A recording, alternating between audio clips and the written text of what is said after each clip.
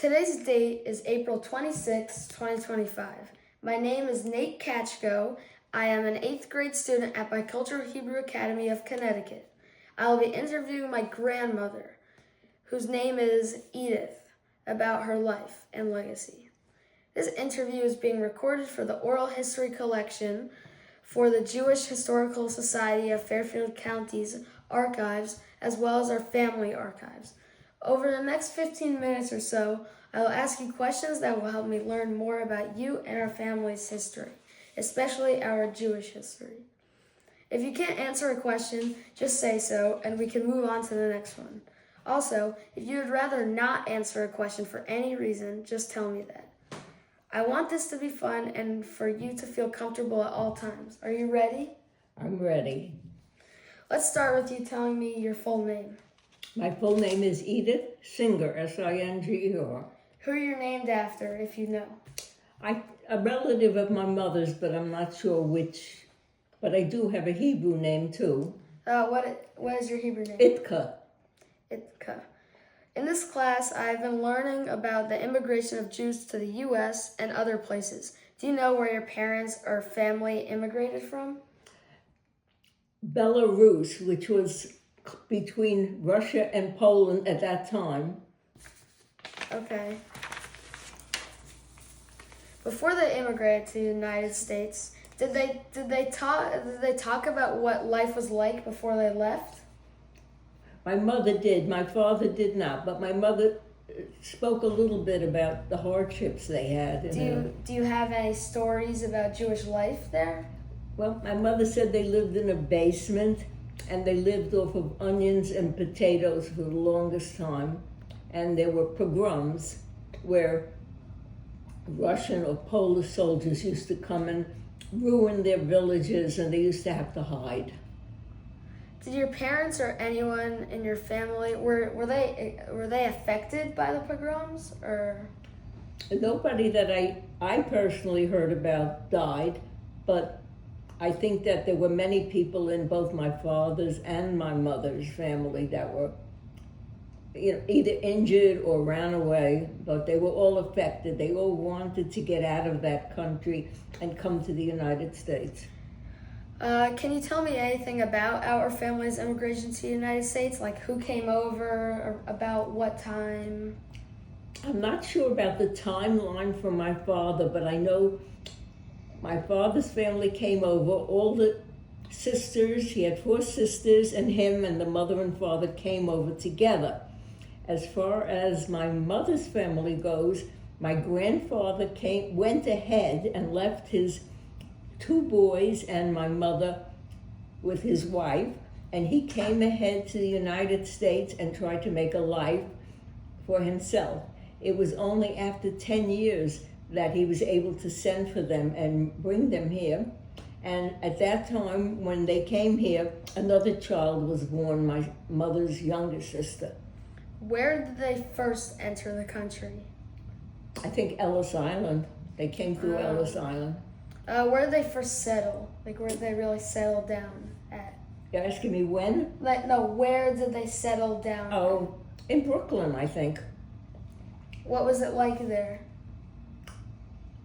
I think that there probably was an immigrant community. They may have known somebody who came over earlier and went on a recommendation or helped them find an apartment. But most of the life that I knew with my parents and grandparents, they all lived in Brooklyn, different parts of Brooklyn, but they all lived in Brooklyn. Okay, this is a great background. Thank you. Now I would like you to take out the item or items that you brought to talk about today. So physical artifacts, object 1. What is this artifact, and can you tell me about it? This is very important for me because it wasn't often you got a photograph, but this is my mother and her brother Irving, and I think it came from Europe, this picture, but this is when they were children, and this is what they looked like coming to the United States. Do you know where this picture came from? Like where it was taken? I don't know where it was taken, but based on what my uncle is wearing, it looks like it was taken in Europe. This is like a picture that they brought with them because I never saw a jacket like that. Do you know how old this picture is? Well, I have to try to calculate if I'm 80 and I was born 80 years ago, and I would say over 100 years ago. Oh, wow. Here, let me show the picture. That's the picture. Okay. Now let's get a family photograph. Okay, how about this one? Yeah. This is my mother's family. It's her parents, Anna and Harry, were their names. And this is me, my sister Iris, who's a year older than me, my mother, my father, and my younger sister Natalie, who's 7 years younger than me. How old were you in this picture? How old were you? I'm not sure exactly, but it looks to me like I must have been about 14 years old.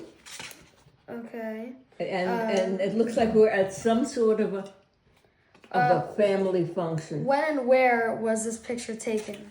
It looks like we went to, I think it was my grandparents' 75th anniversary party, that the family made a big party in the basement, and we stood us on benches. I think it was either 50th or 75th anniversary for my other grandparents, not my mother's parents, but my father's parents. So who are these people? This is my mother's father, my mother's mother, me, my sister Iris, my mother, my father, and my youngest sister Natalie. Now I would like to ask a few questions about your life growing up. Where did you grow up and who lived with you growing up? I grew up in Brooklyn, always in the same apartment. I lived my whole life till I got married in the same apartment. And this is a picture of me as a little girl sitting outside the apartment house, and never moved till I got married. It was in Brooklyn, in East New York, and at that time the neighborhood was really a nice neighborhood and very safe. Over the years, by the time I was getting married, when I was 19 or 20, things started to change a little. It was run down, but it was still pretty safe. And so I lived from the time I was born to the time I got married in the same apartment, in the same area. What was life like? Like, tell me something about school life. Your favorite teacher, your favorite subject. My favorite subject is social studies. I went to school at PS 190 in Brooklyn. I was a very good student. The teachers loved me. Actually, a story I'd like to tell you is that when I got my degree to teach school, I went back there and I taught first grade with the same teacher that was my first grade teacher. They hired me right away, except that the neighborhood wasn't the same. It became a disadvantaged neighborhood, but that's where I went to school. And because they were so happy to have me there, your mother was too young for school, but they let me bring her every day so that I would stay on the faculty there. What did you and your childhood friends do for fun? What was that? What did you and your childhood friends do for fun? Oh, we played stoop ball. We played jacks. Passover time, we used to play with nuts and try to hit the nuts on the steps. We roller skated a lot. Metal roller skates. I still have a pair. Did you go to synagogue, and what was that like when you did? Mostly, if I went to synagogue, it was with my father's family, because my grandfather was Orthodox, and they used to take us to special holidays like Simchas Torah, and we had little flags and little candles, and they were very strict about keeping Passover and kosher, my father's family. My mother's family was much more loose about the holidays. They celebrated them, but they weren't worried about every little detail. When you were a teenager, did you have a bat mitzvah? Or? No, it wasn't the thing at that time. I suppose very Orthodox families may have had it, but never heard about bat mitzvahs till I was much older. Okay, now I would like you to pick your favorite Jewish holiday and describe how you and your family celebrated it when you were a child. My favorite holiday was Passover, and we had two Seders. The first one more Orthodox in my father's family, and it was a very large family because my father had 4 sisters and they all had children. And then the second one was at my mother's, and they were totally different. My father's family was very Orthodox, and they had the Seder a little bit different than we do it now in our family, because they used to, when you're supposed to pour or touch 4 glasses of wine, everyone used to pour a little into a soup bowl, and now we dip. So I guess every tradition is a little different with every family, but they were very strict about Passover. But I do remember being reprimanded because the children, me and my cousins, would giggle a lot, and we were supposed to be quiet. So we got reprimanded a lot. Now I would like to talk about our family's Jewish traditions. My favorite one is when I make hamantashen for Purim and lighting Shabbat candles. What are yours? Sponge cake for Passover. Big thing. Nobody thinks it's Passover unless that sponge cake, which is my mother's secret recipe, is made. And this year, because I wasn't feeling well, actually my son made it. It was good, but not quite as good as mine, but it was good. Did anyone in your family serve in the military? Well, my husband did. Is that the only person, or? My husband did. My father didn't serve. It was during World War II, and they were drafting, even if you had children, they were taking men in, because at that time it wasn't voluntary, there was a draft. But if you had 3 children, they didn't take you. So that's how my sister Natalie got born. Wow. How did you meet my grandpa? Oh, my cousin Eileen. I had a cousin. She and I were the same age. I was born in March, and she was born in June, and we were the best of friends. And we used to go places together, and she was dating a guy, which her family didn't like, and he was working for an automobile dealership. And my later husband was learning how to sell cars at that dealership, and he gave him my phone number. They broke up eventually. They got married and they broke up. But we met and we got married and we lasted a very long time. Happy. Yeah. What did you do to make a living in your adult life? Oh my goodness. So many different things. Beside my adult life, we didn't have much money when I was little. I babysat and I tutored children who needed help to make some money for little things that I wanted to have. And I started college, Brooklyn College, but the going was tough because I didn't have money for the train or anything. So I took a job with Bendix Aviation and went to school at night. And so I'd go into the city in the morning, work at my job, and then get on at night. I would get on the train and go to Brooklyn College until I got married. And at that time, I took a break for 1 semester, and then I went back and finished up and got my degree in education at that time.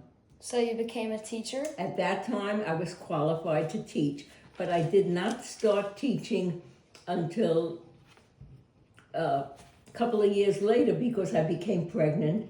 I had a baby. Your Aunt Michelle was born very soon after I got married. So I had my degree, but I didn't actually start working. Okay. Now we're going to wrap up with one more question. What advice do you have for future generations like me? My advice is try to figure out what you really want to do with the rest of your life. Don't just jump into anything because somebody tells you or other people are doing it, because you want to be happy in what you do as well and make a good living. And if you start something and it's not working, start again. Okay. Are there any other things that you want to show me?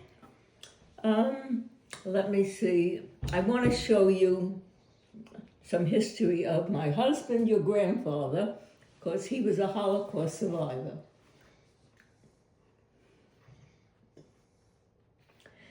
This is what he had to wear. And these are the people that came after him and his family. And even though it's a terrible memory, we don't want to ever forget. So these are very important. So I want everybody to know about that and hold on to it and keep it sacred.